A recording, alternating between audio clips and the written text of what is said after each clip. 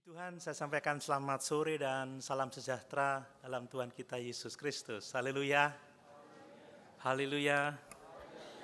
Sungguh bersyukur kepada Tuhan kalau sore hari ini kita boleh kembali bersama-sama beribadah untuk merayakan keselamatan jiwa kita yang telah Tuhan kerjakan melalui pengorbanannya di atas kayu salib. Kita datang karena kita menyadari bahwa kita dikasihi oleh Tuhan, bahwa Tuhan telah menjamin keselamatan kita dan ada waktunya di saat kedatangannya Dia kembali, Dia akan memuliakan kita. Dia akan membawa kita masuk ke dalam kemuliaan kekal untuk selama-lamanya. Mari, saya masih akan berkhotbah dari kitab Kisah Para Rasul dan sekarang kita akan membaca pasal 15 ayat 1 sampai ayat yang ke-11. Kisah Para Rasul pasal 15 ayat 1 sampai ayat yang ke-11. Demikian firman Tuhan. Diberi judul perikop sidang di Yerusalem. Beberapa orang datang dari Yudea ke Antiokhia dan mengajarkan kepada saudara-saudara di situ, jikalau kamu tidak disunat menurut adat istiadat yang diwariskan oleh Musa, kamu tidak dapat diselamatkan. Tetapi Paulus dan Barnabas dengan keras melawan dan membantah pendapat mereka itu. Akhirnya ditetapkan supaya Paulus dan Barnabas serta beberapa orang lain dari jemaat itu pergi kepada rasul-rasul dan penatua-penatua di Yerusalem untuk membicarakan soal itu. Mereka diantarkan oleh jemaat sampai keluar kota. Lalu mereka berjalan melalui Fenisia dan Samaria. Dan di tempat-tempat itu mereka menceritakan tentang pertobatan orang-orang yang tidak mengenal Allah. Hal itu sangat menggembirakan hati saudara-saudara di situ. Setibanya di Yerusalem, mereka disambut oleh jemaat dan oleh rasul-rasul dan penatua-penatua. Lalu mereka menceritakan segala sesuatu yang Allah lakukan dengan perantaraan mereka. Tetapi beberapa orang dari golongan Farisi yang telah menjadi percaya datang dan berkata, orang-orang bukan Yahudi harus disunat dan diwajibkan untuk menuruti hukum Musa. Maka bersidanglah rasul-rasul dan penatua-penatua untuk membicarakan soal itu.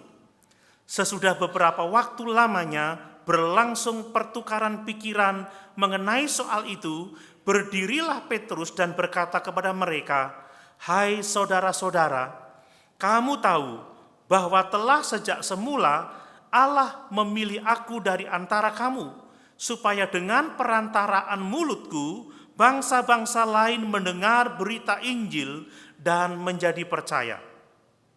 Dan Allah yang mengenal hati manusia telah menyatakan kehendaknya untuk menerima mereka, sebab Ia mengaruniakan Roh Kudus juga kepada mereka sama seperti kepada kita. Dan Ia sama sekali tidak mengadakan perbedaan antara kita dengan mereka, sesudah Ia menyucikan hati mereka oleh iman. Kalau demikian, mengapa kamu mau mencobai Allah dengan meletakkan pada tengkuk murid-murid itu suatu kuk yang tidak dapat dipikul baik oleh nenek moyang kita maupun oleh kita sendiri? Sebaliknya, kita percaya bahwa oleh kasih karunia Tuhan Yesus Kristus, kita akan beroleh keselamatan sama seperti mereka juga. Haleluya. Puji Tuhan. Bapak Ibu Saudara yang dikasihi oleh Tuhan, melalui ayat-ayat ini, ayat-ayat yang menceritakan sidang gereja pertama di Yerusalem, berkenaan dengan ajaran gereja atau berkenaan dengan doktrin keselamatan. Melalui ayat-ayat ini saya mau menyampaikan kepada kita semua bahwa memahami ajaran yang sehat itu sangat penting bagi kehidupan gereja Tuhan. Amin. Amin Bapak Ibu.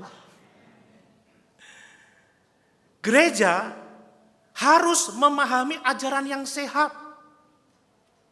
Perhatikan bagaimana ketika ada ajaran yang berbeda dari Injil yang benar masuk ke dalam gereja, maka rasul-rasul bersama dengan penatua-penatua, bersama dengan orang-orang percaya yang lain, ada Paulus, ada Barnabas, mereka bersidang, mereka bertukar pikiran untuk menegaskan mana ajaran yang benar, mana ajaran yang tidak benar, mana ajaran yang sehat, mana ajaran yang tidak sehat. Itu artinya jelas bahwa gereja harus memahami ajaran yang sehat. Bapak Ibu, sebagai gereja Tuhan kita tidak boleh main-main berkenaan soal ajaran. Amin. Kita harus serius. Kita nggak boleh sembarangan saudara, karena ajaran yang sehat akan menuntun kepada keselamatan, tetapi ajaran yang sesat akan membawa kita kepada penghukuman kekal. Kata Paulus kepada Timotius, awasilah dirimu, awasilah ajaranmu, supaya dengan demikian kamu dapat menyelamatkan dirimu sendiri dan menyelamatkan semua orang yang mendengarkan engkau. Petrus berkata apa? Tuhan telah memilih aku supaya melalui mulutku bangsa-bangsa lain, bangsa-bangsa bukan Yahudi dapat diselamatkan. Betapa pentingnya ajaran itu. Amin Bapak Ibu. Dan saya serius dengan ajaran, saya tidak bermain-main dengan ajaran. Sebab kalau saya salah dalam ajaran saya sendiri akan binasa dan Bapak Ibu yang mendengarkan saya juga akan mengalami hal yang sama. Kalau kita membaca di dalam Efesus pasal 2 ayat 19 sampai 22, kita melihat di sana bahwa gereja harus dibangun di atas dasar para rasul, di atas dasar para nabi, di mana Yesus harus menjadi batu penjuru. Artinya apa? Gereja dibangun di atas dasar ajaran para rasul, ajaran para nabi, ajaran Yesus seperti yang tertulis di Alkitab. Tidak boleh tidak. Gereja harus dibangun di atas ajaran kebenaran ini. Coba kita cek saja saudara Efesus pasal 2. Supaya Bapak Ibu bisa membaca sendiri ayat-ayat ini. Efesus pasal 2 ayat 19 ya sampai 22. Demikianlah kamu bukan lagi orang asing dan pendatang, melainkan kawan sewarga dari orang-orang kudus dan anggota-anggota keluarga Allah yang dibangun di atas dasar para rasul dan para nabi dengan Kristus Yesus sebagai batu penjuru. Di dalam Dia tumbuh seluruh bangunan rapi tersusun menjadi bait Allah yang kudus di dalam Tuhan. Di dalam Dia kamu juga turut dibangunkan menjadi tempat kediaman Allah di dalam Roh. Jadi Bapak Ibu, gereja atau persekutuan orang-orang percaya harus dibangun di atas dasar ajaran para rasul, para nabi. Ajaran Yesus seperti yang kita miliki dalam Alkitab kita ini. Melalui ajaran itu kita dibangun menjadi bait Allah yang kudus. Kita dibangun menjadi tempat kediaman Allah. Bapak Ibu, satu realita yang sangat luar biasa dalam kehidupan kita adalah bahwa setiap kita adalah bait Allah yang kudus. Amin. Kita ini adalah rumah atau tempat kediaman Allah. Jadi yang disebut dengan gereja itu sebenarnya bukan gedung ini. Tuhan itu tidak bertahta di gedung ini. Gereja yang sesungguhnya adalah pribadi-pribadi orang percaya.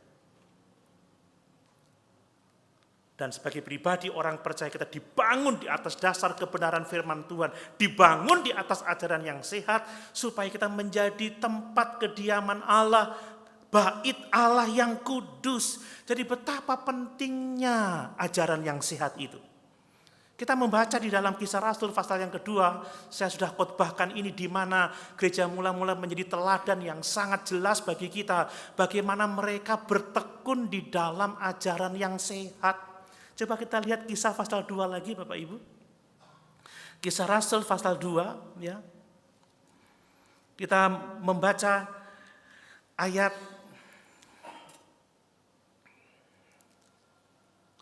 yang ke-41 ya.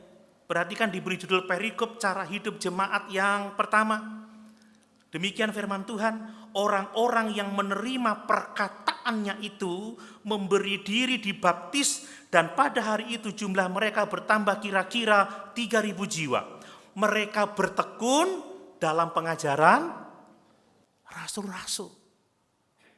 Mereka bertekun dalam persekutuan. Mereka selalu berkumpul untuk memecahkan roti dan berdoa. Jadi jelas ini teladan yang sangat clear bagi kita bagaimana gereja mula-mula, di mana orang-orang percaya saat itu mereka berfokus kepada ajaran yang sehat. Karena gereja dibangun di atas dasar para rasul, para nabi, ajaran Kristus, maka dikatakan mereka bertekun dalam pengajaran rasul-rasul, bertekun dalam persekutuan, mereka selalu berkumpul untuk memecahkan roti dan berdoa. Mari kalau saat ini kita berkumpul karena kita mau bertekun dalam pengajaran para rasul. Amin. Loh, mana amennya? Bapak Ibu, saya bertanggung jawab untuk menyampaikan firman Tuhan. Dan saya memastikan bahwa yang saya ajarkan itu bukan pikiran saya, bukan ajaran manusia, bukan ajaran-ajaran yang berkembang di dunia ini, tetapi ajaran yang berasal dari firman Allah. Saya pikir Bapak Ibu bisa melihat, ya, menilai dari apa yang disampaikan di mimbar ini, selalu dijelaskan firman Allah. Dan Bapak Ibu bisa mengoreksi sendiri apakah statement-statement yang keluar dari mimbar ini adalah firman Allah atau bukan. Dan kami pelayan-pelayan Tuhan siap untuk dinilai, apakah kami mengajarkan kebenaran atau tidak. Jadi saya memastikan kalau Bapak Ibu bertekun dalam firman Tuhan sore hari ini, Bapak Ibu bertekun dalam pengajaran firman Allah. Karena kalau Bapak Ibu bertekun dalam pengajaran manusia, hanya sekedar kata-kata dorongan, hanya sekedar hikmat dunia yang tidak berasal dari firman Allah, maka itu tidak akan mendatangkan kelepasan bagi kita. Sebab hanya kebenaran Allah yang memerdekakan kita. Jadi sekali lagi saudara, melalui ayat-ayat Kisah Rasul pasal 15 ayat 1-11 ini, saya ingin semua kita memahami betapa pentingnya ajaran yang sehat itu. Bagaimana gereja harus dibangun di atas dasar pengajaran para rasul, para nabi, dan Yesus sebagai batu penjuru. Dan bagaimana gereja mula-mula telah menjadi teladan bagi kita tentang bagaimana mereka hidup bertekun dalam ajaran. Ini bukan sesuatu yang main-main, tetapi ini serius. Nah, saya juga bertujuan supaya melalui khotbah ini, saudara, kita semua dapat waspada. Karena apa? Karena ternyata ada kelompok-kelompok orang Kristen, kelompok-kelompok orang yang mengaku percaya, dalam konteks ini adalah orang-orang dari golongan Farisi yang juga percaya kepada Yesus. Mereka memegang dan mengajarkan pengajaran yang salah. Nah ini saudara, harus hati-hati. Ini bukan kelompok yang main-main loh ya. Yang datang ke Antiokhia adalah guru-guru dari Yudea. Guru-guru dari Yerusalem. Orang-orang Kristen yang kenamaan. Tetapi ternyata waktu dia datang ke Antiokhia, mereka mengajarkan pengajaran yang salah. Dan Paulus memilih untuk bertentangan. Paulus memilih untuk konfrontasi. Karena dia tahu ini ajaran yang salah. Bapak Ibu, saya menyadari bahwa kita ini nggak suka debat ya, kita ini nggak suka yang namanya ketegangan secara teologis, makanya ada beberapa orang yang saya ini nggak suka doktrin. Doktrin itu memecah belah. Saya tuh nggak suka kalau gereja itu terlalu strength terhadap pengajarannya, terlalu kuat di pengajaran, sehingga seolah-olah tidak kompromi dengan orang-orang lain yang menganut ajaran yang lain. Loh, Bapak Ibu, kita mendapat contoh di sini. Bahwa ternyata Paulus tidak main-main, saudara. Coba kita lihat di dalam ayat yang Kedua, ketika ada guru-guru dari Yudea datang ke Antiokhia dan mengajarkan sesuatu yang lain, ayat 2 perhatikan itu. Tetapi Paulus dan Barnabas dengan keras melawan, perhatikan itu. Keras melawan. Ya. Kemudian dikatakan dan membantah pendapat mereka itu karena kerasnya perdebatan, kerasnya perlawanan juga, mereka memutuskan untuk mengutus Paulus, Barnabas dan beberapa orang dari jemaat Antiokhia untuk pergi menemui rasul-rasul dan menyelesaikan masalah itu. Dan akhirnya mereka bersidang, saudara. Ini kita juga melihat bahwa ternyata masalah ajaran itu tidak diresponi dengan sembarangan, tetapi diresponi dengan sidang, saudara. Dalam bahasa teologianya itu konsili, saudara. Ini persidangan pertama yang besar yang mencoba menyelesaikan masalah ajaran. Bapak Ibu, kita harus waspada.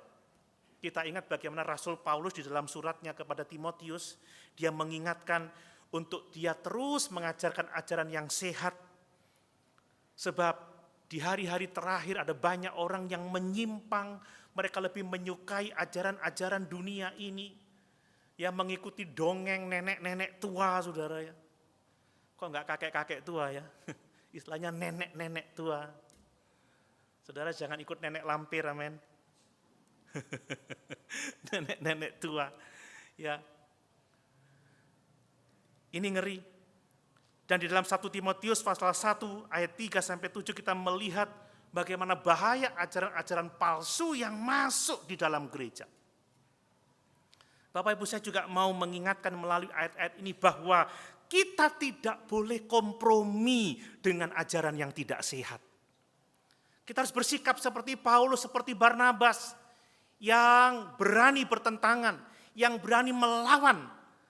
Kita tidak boleh diombang-ambingkan oleh berbagai macam ajaran yang tidak berasal dari Tuhan, sekalipun memakai nama Kristen, kan begitu ya.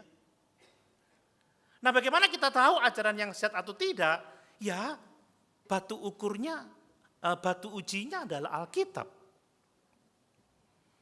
Makanya Bapak Ibu jangan bosan ya kalau saya seringkali membacakan teks itu satu pasal, bahkan kadang mungkin 20 pasal.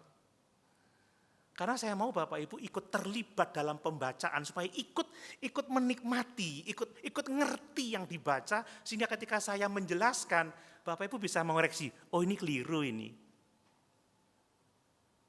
Oh ini benar, kan begitu. Kalau cuma baca satu ayat, saya cerita ngalor ngidul, apa gunanya? Atau mungkin saya bersaksi, ya khotbah 1 jam, kesaksiannya 30 menit.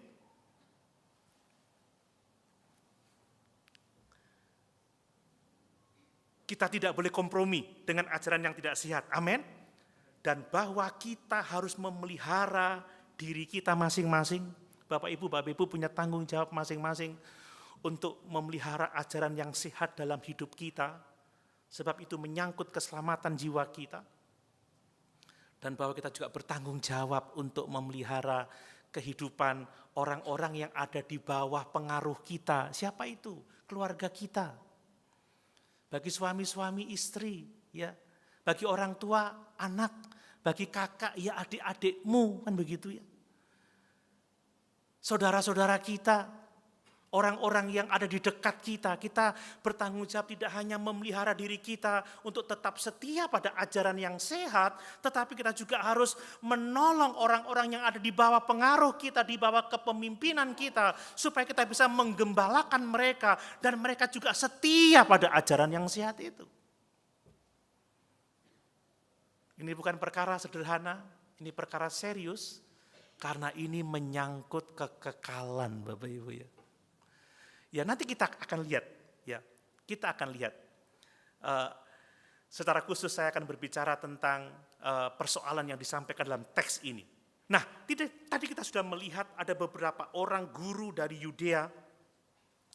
Mereka datang ke Antiokhia dan mengajarkan, jikalau kamu tidak disunat menurut adat istiadat yang diwariskan oleh Musa, kamu tidak dapat diselamatkan. Bapak Ibu, ini masalah yang serius. Ini masalah dapat diselamatkan dan masalah tidak dapat dapat diselamatkan. Wah, kalau sudah ngomong hal ini serius, saya akan memperhatikan dengan sungguh-sungguh. Karena ini soal keselamatan jiwa kita. Kalau orang bicara, kamu tidak dapat diselamatkan kalau tidak begini, kalau tidak begitu, atau kamu baru dapat diselamatkan kalau kamu begini, kamu begitu, maka saya akan membuka telinga saya baik-baik, saya akan membuka mata saya untuk melihat Alkitab, supaya saya tidak disesatkan. Sekali lagi, mereka mengajar, jikalau kamu tidak disunat, ada yang nggak disunat di sini. Jikalau kamu tidak disunat, tapi ini salah ya, ini ajaran salah. Ya, jikalau kamu tidak disunat menurut adat istiadat yang diwariskan oleh Musa, kamu tidak dapat diselamatkan. Dan terhadap ajaran ini Bapak Ibu, Paulus dan Barnabas tidak kompromi sama sekali. Paulus dan Barnabas menentang dengan keras, melawan, membantah. Karena memang untuk diselamatkan orang tidak perlu disunat lagi. Dan tidak perlu menuruti adat istiadat orang-orang Yahudi. Nah, karena masalah ini serius, dapat mengancam, dapat merusak Injil yang sehat, Injil yang menyelamatkan, dapat mengacaukan pikiran jemaat tentang keselamatan jiwa mereka, maka jemaat mengutus Paulus, Barnabas, dan beberapa orang untuk pergi ke Yerusalem kepada para rasul, kepada para penatua untuk menyelesaikan masalah ini. Sekali lagi ini masalah yang sangat besar, karena ini berbicara soal keselamatan. Haruskah orang bukan Yahudi, haruskah saudara dan saya disunat dan mentaati hukum Taurat agar kita dapat selamat? Ini masalah yang sangat serius. Atau apakah orang bukan Yahudi dan orang-orang Yahudi sama-sama hanya diselamatkan oleh iman kepada Yesus Kristus sebagai Tuhan dan Juru Selamat secara pribadi, terlepas dari ketaatan kita kepada hukum Taurat? Ini pertaruhan yang sangat besar. Ini pertaruhan yang sangat besar. Kalau kita salah dalam hal ini, Bapak Ibu, kita membahayakan masa depan kita, kekal kita. Kalau kita salah dalam hal ini, bisa-bisa kita binasa untuk selama-lamanya. Makanya saudara, mari jawaban-jawaban dari persoalan ini sangat penting bagi kita. Kita akan melihat respon Petrus terhadap isu-isu ini. Apakah orang-orang bukan Yahudi, apakah saudara dan saya harus disunat, harus mengikuti adat istiadat orang-orang Yahudi untuk bisa masuk surga? Atau apakah kita dan orang-orang Yahudi sama, hanya perlu percaya kepada Yesus, hanya perlu beriman kepada Yesus tanpa harus disunat, bagi yang laki-laki tentunya, tanpa harus mengikuti adat istiadat orang Yahudi. Dan menarik sekali saudara, di ayat yang ke-7 dikatakan beberapa waktu lamanya berlangsung pertukaran pikiran mengenai soal itu. Jadi saya pikir sidang ini bukan 1 hari ya. Ada perdebatan. Tetapi Petrus dalam pimpinan Roh Kudus, dia angkat bicara dan dia menyelesaikan persoalan dengan sangat jelas. Dan itu harus menjadi perhatian kita, dan itu harus menjadi pegangan iman kita, dan itu harus menjadi dasar dari keyakinan kita perihal keselamatan kita di dalam Kristus Yesus Tuhan kita. Nah, saya mau membagikan kepada kita sekalian tentang jawaban Petrus terhadap persoalan-persoalan itu. Apakah orang non-Yahudi, apakah saudara dan saya perlu disunat? Perlu mentaati hukum Taurat untuk selamat? Atau apakah saya dan saudara dan orang-orang Yahudi itu hanya perlu untuk percaya dan menerima Yesus sebagai Tuhan secara pribadi tanpa harus melakukan adat istiadat orang Yahudi? Bapak Ibu, saya mau langsung simpulkan ya. Dari apa yang Petrus katakan ya, maka yang pertama kita bisa mengetahui bahwa keselamatan itu adalah sepenuhnya kasih karunia Allah. Mana amennya? Amin. Bapak Ibu sepakat dengan firman Tuhan? Mengamenkan firman Tuhan? Amin Bapak Ibu. Susah banget ngomong amin ya. Coba saya tes lagi. Amin. Saya harap ini bukan hanya di mulut tapi juga di hati ya. Bahwa keselamatan kita juga keselamatan orang Yahudi, keselamatan semua orang itu karena kasih karunia Allah semata-mata melalui iman kepada Kristus Yesus saja. Tidak ada syarat-syarat yang lain. Tidak ada ketentuan-ketentuan yang lain. Hanya melalui iman kepada Kristus saja. Bapak Ibu, ini masalah keselamatan. Ini masalah kehidupan kekal. Ini masalah yang sangat penting. Ini mengacu kepada bagaimana kita dapat didamaikan dengan Allah. Bagaimana kita dapat dibebaskan dari penghukuman kekal. Bagaimana kita dapat dibersihkan dari segala dosa dan kejahatan kita. Bagaimana hati kita dapat disucikan. Ini menjadi hal yang sangat penting. Dan bersyukur bahwa keselamatan itu adalah karena kasih karunia Tuhan semata. Seandainya keselamatan itu diserahkan kepada kita, saudara, maka tidak ada seorang pun yang dapat selamat. Kalau bukan Tuhan yang berinisiatif untuk mencari kita, untuk membawa kita kepada persekutuan dengan Allah, maka tidak ada seorang pun yang memiliki persekutuan dengan Allah. Jadi mari kita bersyukur karena keselamatan adalah karena kasih karunia semata. Kasih karunia itu maksudnya adalah kemurahan yang sesungguhnya tidak layak untuk kita terima. Ini berbeda dengan pikiran bahwa kita bisa memberikan kontribusi kepada keselamatan kita, bahwa perbuatan baik kita, amal kita, ya kesolehan kita, itu membuat kita layak untuk diselamatkan oleh Allah. Kalau sudah seperti itu sama sekali bukan kasih karunia. Itu adalah perbuatan baik. Itu adalah mengikuti hukum Taurat. Tapi jelas Alkitab mengatakan bahwa keselamatan itu sepenuhnya adalah kasih karunia. Roma 2 ayat 8. Sebab karena kasih karunia kamu diselamatkan oleh iman. Jadi pertama-tama keselamatan itu adalah kasih karunia semata. Saudara lihat Petrus berkata apa? Ayat yang ke-7, ya, ayat yang ke-7. Ya. Sesudah beberapa waktu lamanya berlangsung pertukaran pikiran mengenai soal itu, berdirilah Petrus dan berkata kepada mereka, "Hai saudara-saudara, kamu tahu bahwa telah sejak semula Allah memilih aku dari antara kamu supaya dengan perantaraan mulutku bangsa-bangsa lain mendengar berita Injil dan menjadi percaya." Jadi untuk menyelesaikan masalah itu, saudara-saudara ingat bahwa aku telah dipilih dari antara kamu untuk apa? Supaya melalui mulutku bangsa-bangsa mendengar Injil dan mereka menjadi percaya. Dan ayat yang ke-9 kita membaca bahwa Allah itu sama sekali tidak membeda-bedakan orang. Wah, ini luar biasa. Saya baca ayat yang ke-9. Dan ia sama sekali tidak mengadakan perbedaan antara kita dengan mereka sesudah ia menyucikan hati mereka oleh iman. Dengan kata lain saudara, bahwa Allah itu menyelamatkan bangsa-bangsa lain bukan karena mereka harus menjadi orang Yahudi, bukan karena mereka harus beragama Yahudi, bukan karena mereka harus disunat atau mengikuti adat istiadat orang Yahudi.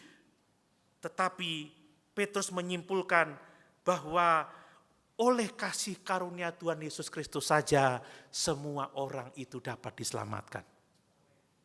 Oleh kasih karunia Tuhan Yesus saja. Coba kita baca ayat yang ke-11. Sebaliknya kita percaya bahwa oleh kasih karunia Tuhan Yesus Kristus kita akan beroleh keselamatan sama seperti mereka juga. Bapak Ibu, saya melihat ini adalah pernyataan yang sangat berani dari Rasul Petrus. Rasul Petrus ini orang Yahudi ya. Sebelum dia punya pengalaman dengan Tuhan, pengalaman dengan pertobatan orang-orang non-Yahudi, terutama pengalaman dengan pertobatan Cornelius, Paulus akan memihak orang-orang Yahudi. Bahwa orang-orang Kristen non-Yahudi itu harus disunat dan harus mengikuti adat istiadat orang Yahudi. Tetapi setelah dia punya pengalaman dengan Cornelius, pertobatan Cornelius, saya sudah khotbahkan itu ya beberapa waktu yang lalu. Mohon diingat, kalau lupa dilihat di channel berita Firman Kebenaran, Eklesia. Dari pengalaman itu, Petrus mengatakan apa? Bahwa orang-orang bukan Yahudi, termasuk kita, itu diselamatkan hanya oleh iman saja. Bahwa orang-orang Yahudi tidak diselamatkan karena mengikuti hukum Taurat, atau mengikuti adat istiadat kita, atau harus karena disunat, tidak. Tetapi karena iman saja, dan bahwa kita orang-orang Yahudi justru diselamatkan dengan cara yang sama oleh orang-orang non-Yahudi ini. Bahwa kita hanya percaya saja kepada Yesus, baru kita dapat diselamatkan. Bapak Ibu, ini sesuatu yang sangat berani, karena itu bertentangan dengan pemahaman orang Yahudi pada waktu itu. Dengan berani Petrus mengatakan, agama kita tidak membawa kita ke surga. Sunat lahiriah yang kita terima tidak membuat kita lebih dekat kepada Allah daripada orang-orang yang non-Yahudi itu. Bahwa ketaatan kita kepada hukum Taurat tidak membawa kita kepada kehidupan yang kekal. Hanya Yesus yang dapat menyelamatkan kita. Itu yang Petrus katakan. Dia berani mengatakan itu. Di tengah-tengah sidang yang sangat besar itu. Dan itu memberikan jawaban yang jelas bagi kita. Bapak Ibu, mungkin kita dilahirkan dalam keluarga Kristen ya. Sejak kecil kita Kristen. Mungkin kita telah mengabdikan seluruh hidup kita kepada pekerjaan Tuhan. Kita banyak berkorban, kita banyak memberi. Atau mungkin kita sudah melayani dalam bidang misi seperti saya ya. Ya udah 20 tahun lebih saya melayani Tuhan. 20 tahun lebih. Tidak hanya di gereja, tapi di pendidikan teologi. Saya mengajar sudah 18 tahun lebih. Saya mengabdikan diri belajar teologi, mulai dari sarjana teologi, magister, sampai mendapatkan doktor teologi. Bukan bermaksud sombong, tapi saya mau memberi contoh saja saudara. Mungkin saya telah banyak berkorban, mungkin saya lebih banyak berkorban dari saudara bicara soal pelayanan ya. Mungkin saya yang paling menderita dalam pekerjaan Tuhan, saya yang paling capek, saya ngurusi semuanya. Ini bukan curhat loh ya, ini gambaran aja. Saya yang paling menderita, tetapi semua yang saya lakukan itu tidak sedikit pun memberi kontribusi pada keselamatan jiwa saya. Bapak Ibu, keselamatan kita sepenuhnya adalah kasih karunia Tuhan. Amin. Makanya sesungguhnya tidak ada yang bisa kita banggakan. Apa yang ada dalam diri kita seperti orang Yahudi tidak bisa bangga. Aku orang Yahudi, aku disunat, aku adalah bangsa pilihan Allah. Aku setia mengikuti hukum Taurat. No, tidak sama sekali. Dan ini penting untuk kita. Apapun yang Bapak Ibu miliki dalam hidup ini, semua yang Bapak Ibu kerjakan itu tidak memiliki kontribusi sedikit pun dalam keselamatan Bapak Ibu. Malah mungkin orang-orang yang berdosa, orang-orang yang jahat, pencuri, pembunuh, pezina, mungkin mereka lebih dekat pada keselamatan sebab mereka lebih memahami kebutuhannya akan kasih karunia. Tetapi kita yang seringkali hidup di dalam aturan-aturan, ketentuan-ketentuan, merasa baik, justru kita seringkali merasa tidak membutuhkan kasih karunia. Kita sombong, saudara. Oh, aku sih pasti masuk surga, aku gak pernah mencuri, gak pernah menipu, persembahanku besar, aku kontribusi besar. Siapa yang bangun gereja ini? Aku pasti selamat. Enggak, saudara. Atau mungkin saya bisa sombong, aku sudah berapa ribu khotbah yang sudah aku khotbahkan. Sudah berapa banyak aku mengajar. Saya sudah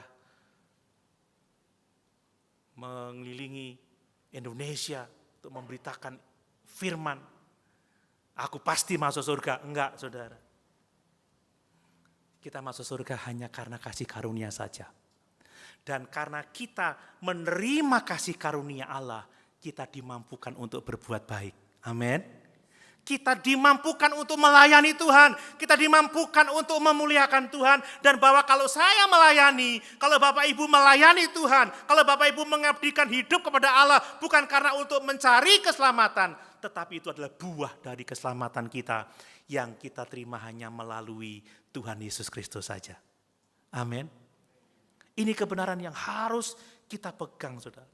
Bahwa keselamatan hanya melalui kasih karunia saja. Berikutnya saya mau jelaskan bahwa keselamatan hanya melalui iman saja, saudara ya. Tadi kita sudah membaca ayat yang ke-7 ya. Hai saudara-saudara, kamu tahu bahwa telah sejak semula Allah memilih aku dari antara kamu, supaya dengan perantaraan mulutku bangsa-bangsa lain mendengar berita Injil dan menjadi percaya. Allah tidak membedakan antara orang Yahudi, orang non-Yahudi. Semua orang sama di hadapan Tuhan. Dan bahwa Allah dalam kehendaknya yang tidak membeda-bedakan orang, berkenan menyucikan hati bangsa-bangsa oleh iman kepadanya. Wah, ini luar biasa. Bapak Ibu, kalau kita sekarang menjadi umat kudusnya Allah itu semua karena anugerah dan iman. Amin. Bukan karena perbuatan baik kita. Ayat 9 saya baca lagi supaya jelas bagi kita. Dan ia sama sekali tidak mengadakan perbedaan antara kita dengan mereka sesudah ia menyucikan hati mereka oleh iman. Bukan oleh sunat, bukan oleh mentaati hukum Taurat, tetapi oleh iman. Dan bukti bahwa bangsa-bangsa lain telah percaya dan diselamatkan adalah karena Allah telah memberikan Roh Kudus kepada orang-orang non-Yahudi yang percaya kepada Yesus. Coba lihat Bapak Ibu, ayat yang ke-11. Ayat yang ke-11. Ya, ayat yang ke-8 ya. Dan Allah yang mengenal hati manusia telah menyatakan kehendaknya untuk menerima mereka. Sebab ia mengaruniakan Roh Kudus juga kepada mereka sama seperti kepada kita. Bapak Ibu kalau ingat membaca tentang kisah Kornelius di Kisah Rasul pasal 10, kita membaca di ayat itu saudara, bagaimana Kornelius ketika mendengar firman yang diberitakan oleh Petrus, sebelum Petrus berhenti berbicara, Kornelius dan orang-orang yang ada di rumahnya yang mendengar Injil, mereka semua penuh dengan Roh Kudus dan berbicara dalam bahasa-bahasa lain. Petrus hendak berkata apa? Kalau Allah memberikan Roh Kudus kepada orang non-Yahudi, itu artinya bahwa Allah menerima mereka. Artinya bahwa Allah telah menyucikan mereka oleh iman mereka. Ini pengalamanku, kata Petrus. Aku sendiri heran. Aku terkejut. Ternyata Roh Kudus juga diberikan kepada bangsa-bangsa lain seperti Dia diberikan kepada kita. Bapak Ibu, kebaikan, usaha manusia, sunat, ya, apapun itulah disebut, apapun itu, amal soleh, kebaikan, itu bukanlah jalan untuk kita mendapatkan pengudusan dari Tuhan. Hanya iman dan kasih karunia Allah saja. Amin. Hanya kasih karunia dan iman saja. Karena imanlah kita menerima pengudusan yang ditawarkan Allah kepada kita. Itu sebabnya saudara, mari kita waspada terhadap ajaran-ajaran seperti yang disampaikan oleh orang-orang Kristen dari Yudea ini, oleh orang-orang dari golongan Farisi yang mengajarkan kamu percaya Yesus plus sunat, plus perbuatan baik. Dalam keselamatan tidak ada plus, yang ada hanyalah kasih karunia dan iman di dalam Kristus Yesus saja. Amin. Amin. Makanya jangan bersandar kepada kekuatanmu sendiri, tetapi sepenuhnya bersandar kepada Allah. Saudara harus jeli ya, orang-orang Kristen mana yang mengajarkan keselamatan plus perbuatan baik.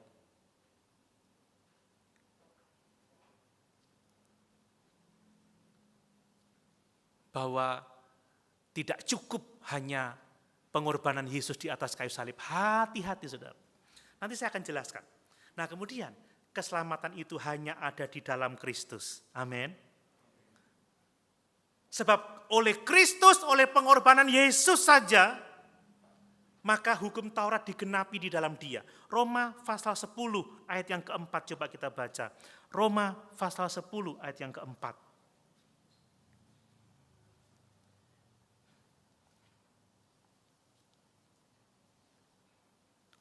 Demikian firman Tuhan. Sebab Kristus adalah kegenapan hukum Taurat, sehingga kebenaran diperoleh tiap-tiap orang yang percaya. Nah ini saudara. Jadi percaya kepada siapa? Percaya kepada Yesus saja. Artinya keselamatan adalah kasih karunia oleh iman kepada Yesus Kristus saja. Tidak ada cara yang lain. Kisah Rasul pasal 4 ayat yang ke-12, sebab di bawah kolong langit ini tidak ada nama lain yang diberikan kepadanya yang olehnya kita dapat diselamatkan, hanya ada di dalam Kristus Yesus Tuhan kita. Tidak ada yang lain. Dia berkata, akulah jalan, kebenaran dan kehidupan. Tidak ada seorang pun yang dapat sampai kepada Bapa kalau tidak melalui aku. Bapak Ibu, saya harap Bapak Ibu mau serius dalam pengajaran yang sehat. Amin. Karena ini menentukan keselamatan jiwa kita. Seandainya kita kehilangan harta benda, it's okay lah. Tapi jangan kehilangan keselamatan jiwa kita. Amin. Saudara, nggak ada gunanya menyesal di belakang. Harus sekarang kita serius. Memegang ajaran yang sehat. Sebab dampaknya sangat mengerikan. Nah, saudara, implikasinya adalah tidak mungkin kita selamat itu melalui hukum Taurat. Saya mau jelaskan dari teks ini ya. Menarik sekali bahwa Petrus mengatakan bahwa hukum Taurat itu seperti kuk yang tidak dapat dipikul oleh semua orang, termasuk kuk yang tidak dapat dipikul oleh orang-orang Yahudi sendiri. Coba lihat ayat yang ke-10. Ya. Ayat yang ke-10.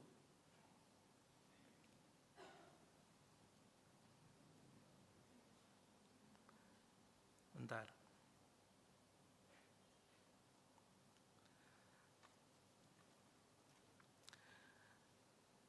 Demikian firman Tuhan.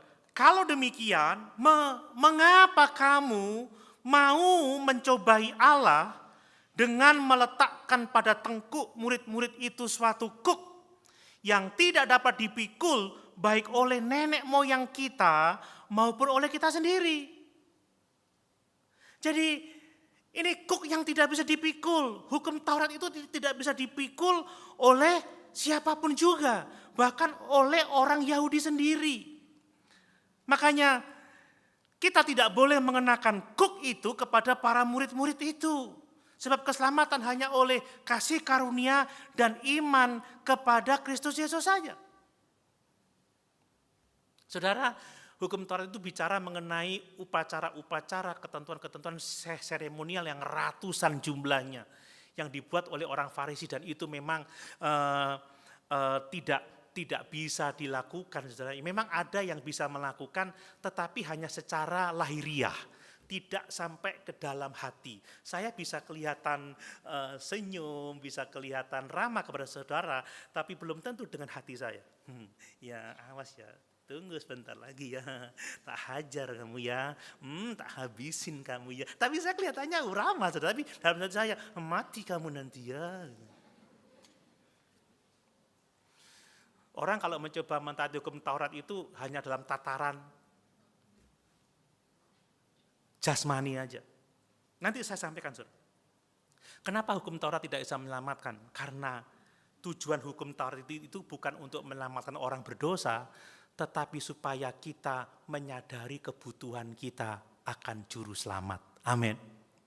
Karena justru karena hukum Taurat kita mengenal dosa dan kita mengenal keberdosaan kita, mengenal ketidakmampuan kita, maka disitulah kita sadar akan kebutuhan kita kepada Yesus Kristus untuk menyelamatkan jiwa kita.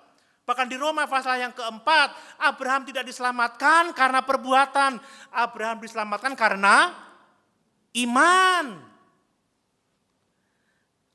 Hanya ada dua cara ya kalau kita baca di Alkitab bagaimana Tuhan mau menyelamatkan kita. Yang pertama adalah saudara mentaati hukum Taurat. Dan untuk mentaati hukum Taurat tidak boleh ada satupun kesalahan. Yang kedua adalah dengan berharap kepada kasih karunia dan belas kasihan Allah saja. Dua cara itu. Nah kalau Bapak Ibu berusaha untuk mendapatkan selamat dengan kebaikan, saya doakan semoga beruntung.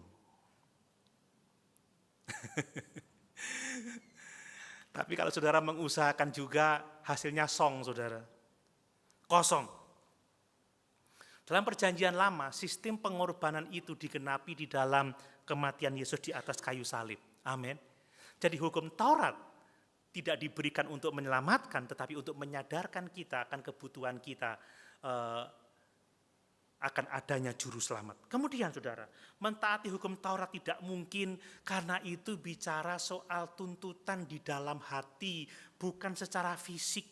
Karena orang-orang Farisi kan sombong kan, aku mentaati hukum Taurat, tapi Yesus bicara dalam Matius pasal yang kelima seperti ini. Ya, ada tertulis ya bahwa para pezina itu akan dihakimi oleh Allah. Tetapi barang siapa menginginkan seseorang dengan birahi, dia sudah berbuat dosa. Ada tertulis bahwa pembunuh akan dihukum. Tetapi barang siapa marah kepada saudaranya, dia pantas dihukum. Lihat saudara, Yesus mengontraskan antara hal yang jasmani dan yang dalam hati.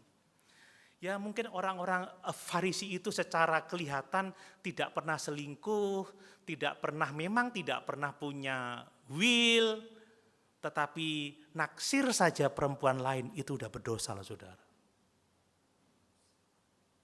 Iya Pak ya, suami-suami memang engkau enggak punya will, tapi bicara boleh juga cewek itu, sudah dosa itu.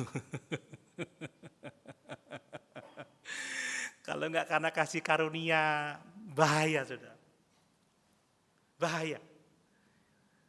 Mungkin saudara-saudara enggak pernah bunuh orang, tapi mendendam, marah, benci sama orang. Saudara sudah sama dengan seorang pembunuh. Enggak ada orang yang bisa menyelamatkan dirinya dengan taat hukum Taurat. Saudara, siapa yang sempurna? Siapa yang gak pernah tergoda? Siapa yang gak pernah marah? Kan begitu. Saya gak pernah membunuh, memang belum pernah membunuh orang. Tapi ayam beberapa kali. Nyamuk sering kali, saudara. Saya paling jahat sama kecoa. Tapi sekalipun saya gak pernah bunuh orang, saya pernah marah loh sama orang, saudara. Saya pernah marah. Dan saya pernah membenci. Gak bisa. Semuanya hanya karena kasih karunia. Mungkin kalau saudara melihat saya, weh Pak Doni itu kok ramah ya, senyumnya semeringah.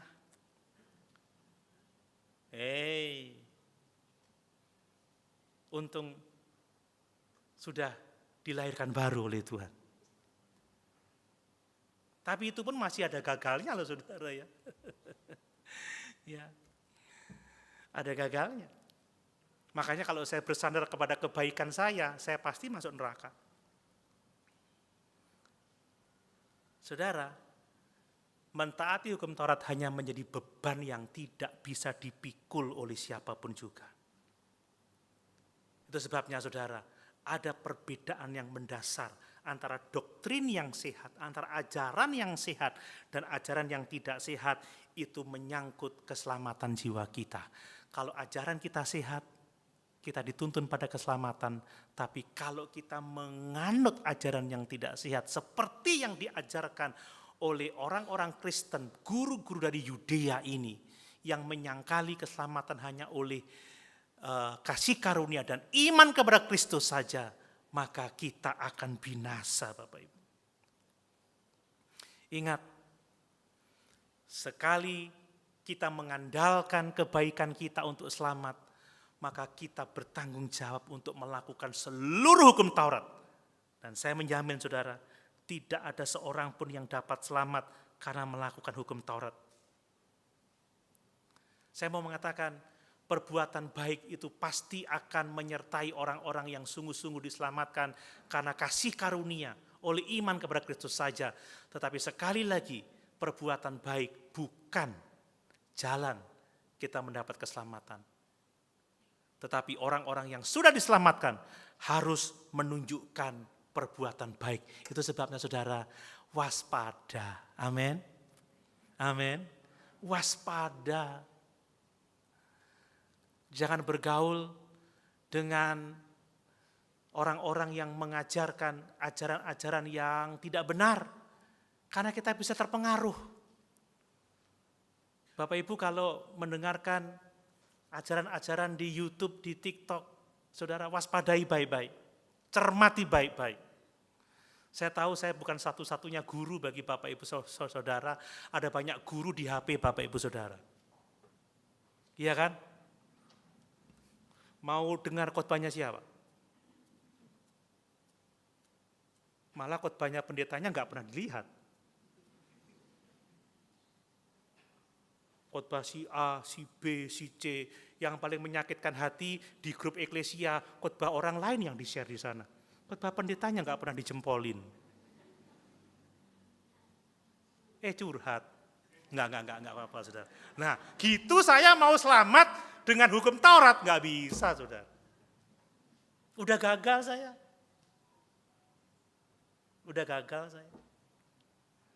Lawang istri saya aja tidak menyukai khotbah saya kadang-kadang. Buktinya kalau pulang, cik suwe ini khotbah mau apa katanya. Loh ini baru 15 menit. Oh jam saya mati rupanya.